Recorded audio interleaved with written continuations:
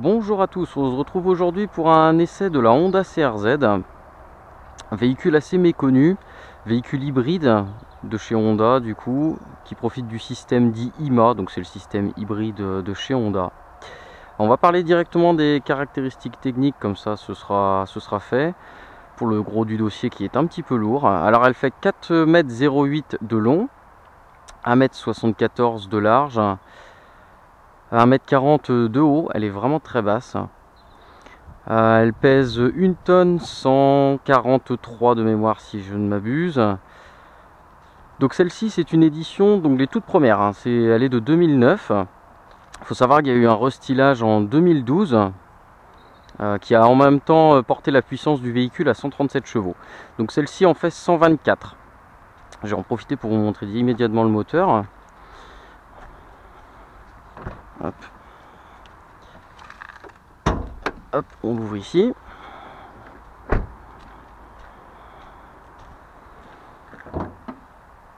Voici le moteur. Donc là on a le moteur thermique, donc c'est un 1,5 litre de 114 chevaux. Donc il faut savoir que le moteur électrique lui est associé entre le moteur thermique et l'embrayage. Le moteur électrique lui fait une puissance de 14 chevaux. Le tout combiné ça fait une puissance de 124 chevaux et non de 128 comme on aurait tendance à le penser.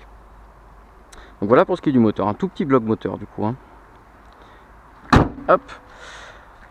Le réservoir, tiens, tant qu'il est là, 40 litres du coup de capacité, donc un tout petit réservoir quand même. Je vous montre le coffre. Le coffre lui fait 233 litres, donc il peut évidemment être augmenté en rabattant la petite banquette ici, puisqu'il s'agit d'un coupé 2+2. Et vu que j'aborde le sujet, je vais vous montrer immédiatement les places à l'arrière. Donc j'ai bien dit coupé 2+2, coupé 2+2, et bien évidemment vous allez vite comprendre, c'est du 2+2, hein. Donc c'est uniquement réservé aux enfants, c'est tout petit. Donc là vous voyez mon siège conducteur est réglé pour moi, donc je fais à peu près 1,80 m. Et maintenant vous pouvez regarder l'espace qu'il y a à l'arrière, du coup c'est vraiment minime, hein. Donc vraiment pour un enfant pas plus, hein. Même pour dépanner un adulte, je peux vous assurer que c'est pas possible. C'est vraiment beaucoup trop compliqué. Hop, on va le remettre tel qu'il est. Je vais désormais passer à bord. Hop, tiens d'ailleurs, voici la clé. Bon, une clé normale, hein. Alors à bord, on est ici sur la finition GT. Alors c'est une finition qui est convenablement équipée. Par rapport à la version sport, ce qu'on a en plus, du coup, c'est le régulateur de vitesse qui est quand même assez important à avoir de nos jours. On a les sièges chauffants. On a aussi du coup les radars de recul. Le système audio avec caisson de basse dans le coffre. Et les feux xénon aussi, qu'on a en plus. Donc voilà. Alors l'intérieur, il est assez vaste. On s'y sent plutôt à l'aise. Bon, évidemment pour l'avant, puisque vous avez compris que pour l'arrière, c'est très étriqué.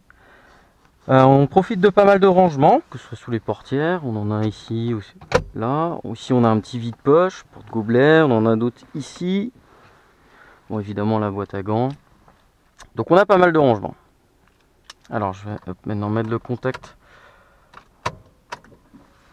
pour vous montrer un petit peu l'instrumentalisation. Alors, donc ici, on a beaucoup tout ce qui est données médias. Donc, on peut mettre de la musique via une clé USB ici.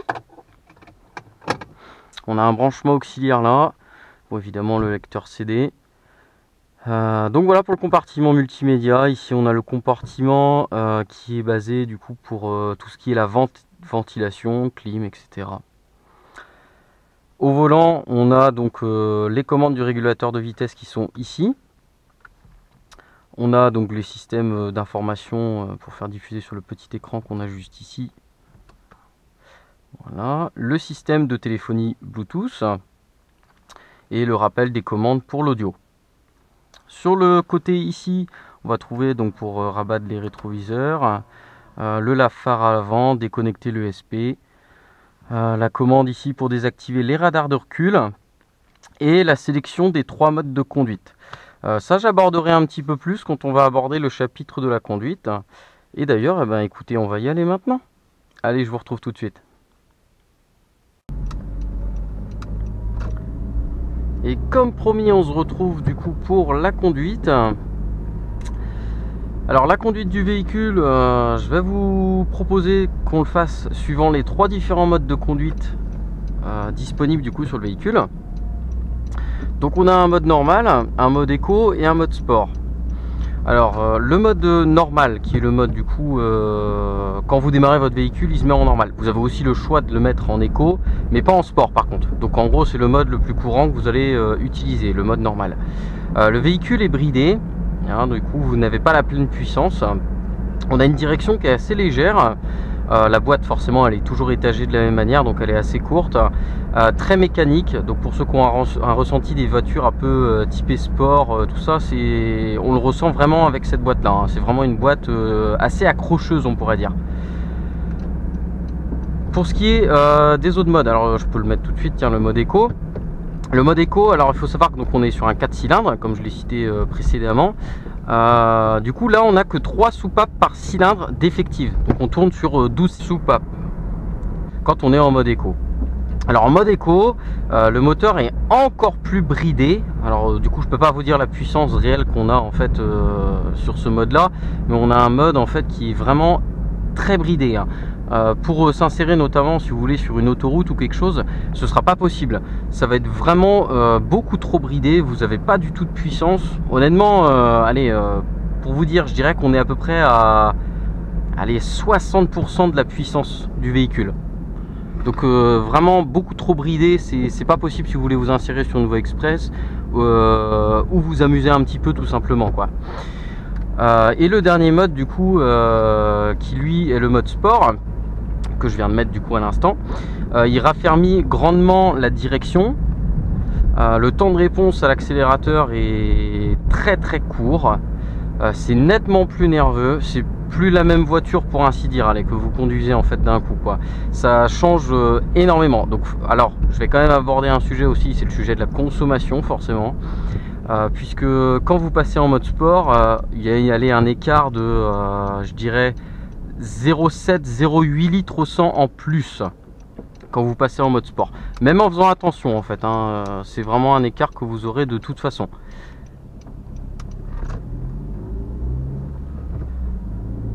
Pour ma part, c'est un véhicule que je conduis majoritairement en mode sport, tout simplement pour les 2 raisons en fait qui fait que le véhicule change brutalement dès qu'on met ce mode de conduite.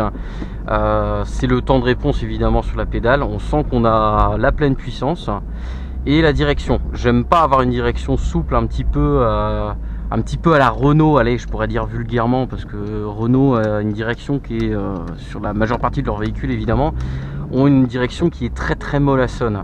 Je n'aime pas du tout ces directions là. Là par contre on a quelque chose de très réactif en termes de direction. On place le châssis un petit peu, le train avant devrais-je dire, vraiment où l'on veut quoi. C'est très instinctif.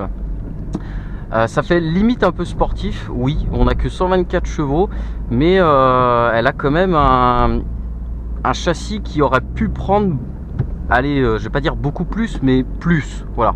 Un petit 160-170 chevaux aurait été largement encaissé par ce châssis.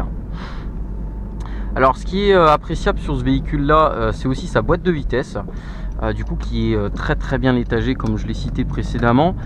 Et du coup on a un véhicule qui renvoie encore plus à ce côté sportif, on a envie d'y aller un petit peu plus quoi.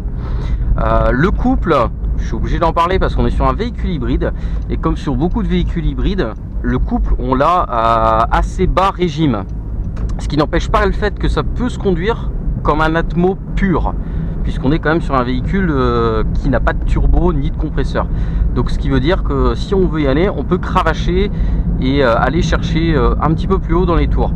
C'est un véhicule qui va pas spécialement haut dans les tours, hein. Comme vous le voyez, le rupteur arrive à 6300 tours minute, ce qui n'est pas franchement élevé pour un atmosphérique. Mais bon, il y a de quoi se faire plaisir quand même, hein. Quand on va à 6003, bon, ça monte bien quoi. On va pas se mentir. Donc c'est un véhicule assez plaisant. C'est un véhicule qui est un peu raide aussi.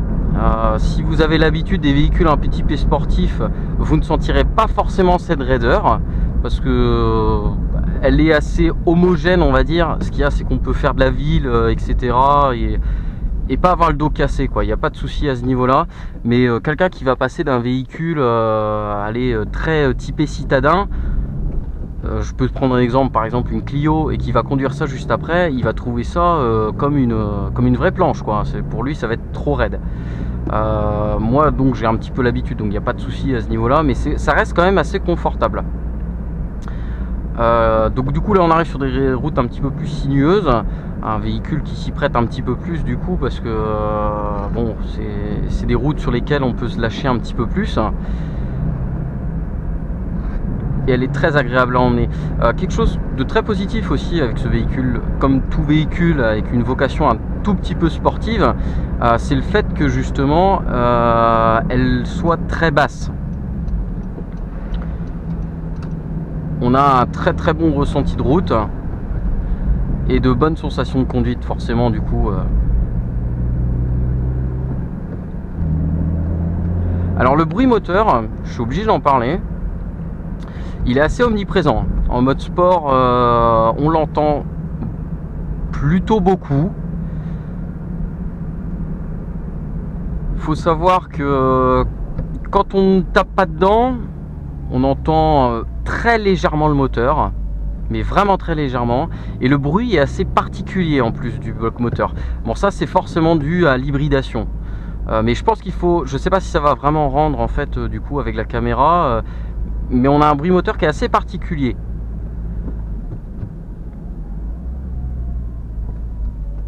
Mais ça colle plutôt bien avec le style du véhicule qui a, bon on va pas se mentir, qui a une ligne un petit peu hors du commun, on va dire.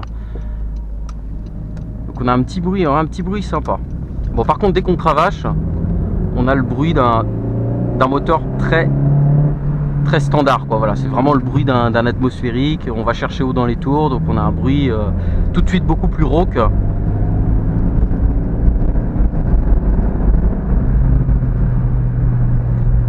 Et ça tourne plutôt bien hein, comme bagnole hein. Pour 124 chevaux, ça tourne bien.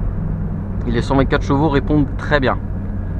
Bon, c'est aussi dû à cette hybridation, forcément, qui nous donne un bon couple.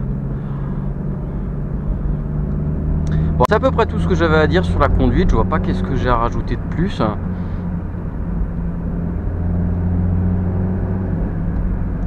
Je pense que je vais vous laisser du coup là-dessus. Je vais essayer de faire d'autres vidéos comme ça. N'hésitez pas à me dire si ça vous a plu. J'ai d'autres contenus un petit peu différents aussi à venir sur ma chaîne, qui va peut-être vous surprendre parce que c'est plus vraiment dans le milieu de l'automobile, mais ça reste dans un milieu du transport. Donc je vous invite à me suivre. Je vous remercie tous d'ores et déjà pour votre soutien et pour ceux qui me suivent en plus depuis le début. Et je vais vous laisser là-dessus.